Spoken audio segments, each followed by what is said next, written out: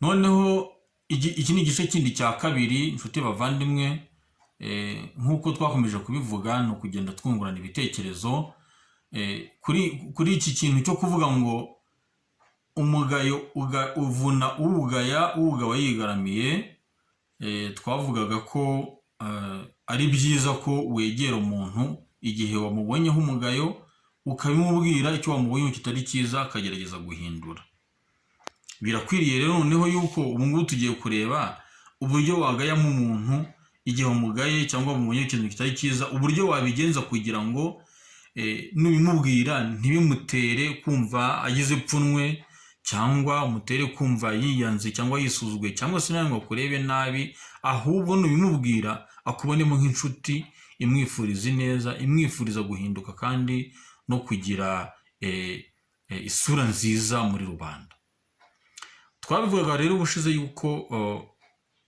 ari byiza ko wegera umuntu uwo mugayo wamugizeho ntugomeze kukuvuna, ahubwo ugire umusaruro mwiza utanga kuri we. Nujya kugaya umuntu rero igihe yakoze ikintu cyangwa mubonye ikintu kitari cyiza, umurebe, noneho cya kintu wabonye kitari cyiza umwegere, umuganirize, umushyire ku ruhande, wirinde kubimubwira ari mu ruhame rw'abantu,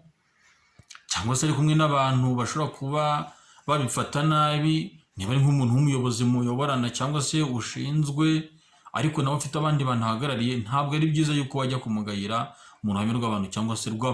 mu ruhame rw'abo ashinzwe kuyobora. Ahubwo biba byiza iyo umufashe ukamushyira ku ruhande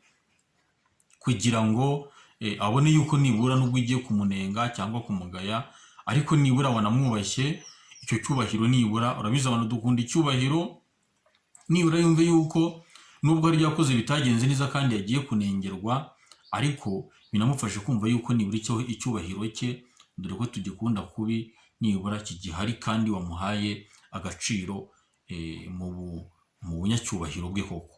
Noneho umushyire ku ruhande, umubwire uti nyamara ibi n'ibi gutya, uko witwaye wa munsi, ibi n'ibi wakoze, ntabwo byari bikwiye ko wakwifata gutya. Ugerageze kumutwara gake, umusobanurire intambwe ku yindi, bizamufasha kumva yuko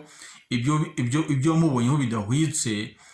nibura urimo uramufasha kubihindura kandi icyubahiro cye kidatakaye,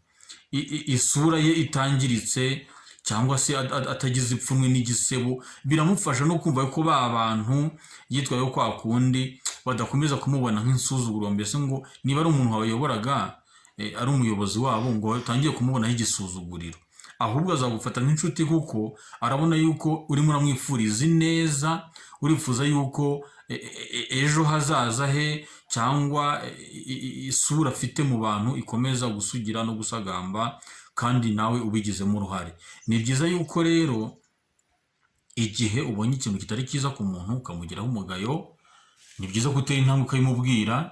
ariko ni byiza ko utera intambwe yisumbuyeho ukanabimubwira noneho umwubashye, utabimubwiriye mu ruhame ngo abone yuko urimo uramusebya, ngo abone yuko urimo uramutera icyasha, ngo abone yuko urimo uramutera ipfunwe, ngo ajye agenda ameze nk'uwububa. Rero icyo gihe umufashije, ariko nawe uba wifashije, kwa kundi tuvuga ngo tujye twubaka isi yacu ibe nziza kuruta uko twayisanze. Aho ngaho uruhare rwawe uba urukoze, uba urutanze, kandi n'uwo ubwira nawe aba abonye yuko urimo uramusigasira, abonye ko uri gusigasira ubuzima bwe, akagushima, kandi nawe ukishimira yuko agiye gutera intambwe atari yarigeze atera mu buzima. Rero ibi byose reka tujye tubikora duharanira yuko buri munsi twajya twunguka ibyiza, kandi twaharanira kuba beza kurutaho, ndetse iminsi uko igenda itambuka turushaho gutunganya imigenzereze n'imikorere yacu, kugira ngo uko iminsi ihita indiza, isi yacu dukomeze kugira nziza kuruta uko twayisanze, nk'uko dukunze kuyabwira. Nshuti bavandimwe, ndabashimiye ko mwantize amatwi. Ibi byose uwari wese abigira ibye, dukomeze twigishanye kandi dukomeze duterane inkunga, maze ndabashimiye mukomeze kugira ishya n'ihirwe, kandi Imana ibahe kuramba no kuramuka. Murakoze.